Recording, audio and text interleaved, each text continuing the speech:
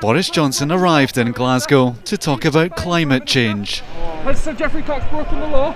But as he headed to COP26, questions over his former Attorney General had followed him from Westminster.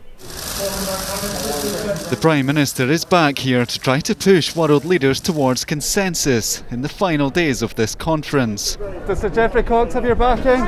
As well as rescuing COP, he's also been forced to fend off allegations of sleaze on the world stage. I genuinely believe that the UK is not remotely a corrupt country, nor do I believe that our institutions are corrupt. And I think it's very, very important to say that. We have a very, very tough system of parliamentary democracy and scrutiny, and not least by the media. And I think everybody can see that. Sir Geoffrey Cox insists he's not broken parliamentary rules. The Conservative MP has earned around £1 million in the past year on top of his parliamentary salary. He's faced criticism after this footage emerged of him apparently using his Westminster office for private work, which is not allowed.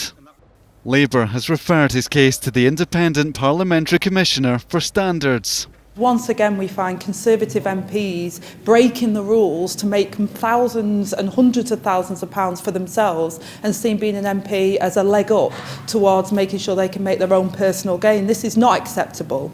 We're here to represent our constituents, not represent ourselves, and it stinks of sleaze and corruption. Downing Street is still dealing with the fallout from Owen Paterson's resignation following a lobbying row.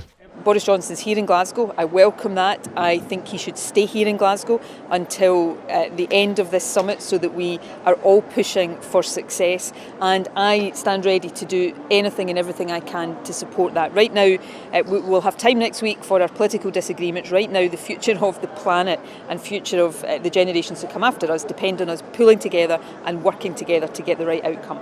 Meanwhile, Aberdeenshire MP Andrew Bowie is to quit as a vice-chairman of the Conservative Party, saying he wants to focus on his constituency. As the Prime Minister left Glasgow, the issue of MP second jobs is once again in the spotlight. Ewan Petrie, STV News.